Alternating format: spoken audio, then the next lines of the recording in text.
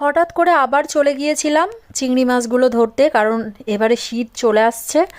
তাই শীত পড়ার আগে ভাবলাম কিছুটা মাছ সংগ্রহ করে নিই, তাই চলে গেছিলাম হাজব্যান্ডকে নিয়ে। আর দেখো কতগুলো চিংড়ি মাছ ধরে এনেছি। আধা ঘন্টাতে মোটামুটি 1.5 কিলো মতো চিংড়ি মাছ হয়েছে। আবার নেক্সট উইক যাব। তবে ধরার একটা টেকনিক থাকে। আর এই দেখো একটা বেলে মাছ না কি মাছ জানি না পেয়েছিলাম। যাই হোক এই মাছটা খাওয়া হয়নি, ফেলে দিয়েছিলাম পরে। হ্যাঁ, যেটা বলছিলাম, ধরার একটা টেকনিক থাকে।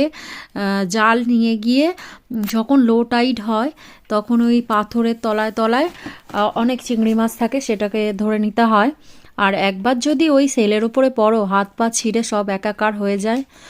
তো যাই হোক, আবার নেক্সট উইক যাওয়ার প্ল্যান আছে আমার। তো দেখা যাক। আর এই দেখো আমার গাছের এই লাউটা পেন্সিলের মতো হয়ে রয়েছে, বাড়েই না। আর এই যে পেঁপে গাছ।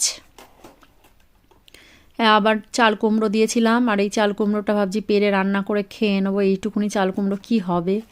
আর ক্যাপসিকামটা দেখো কত বড় হয়েছে। এইগুলো যত্ন করিনি। যাই হোক, এখানেই শেষ করলাম।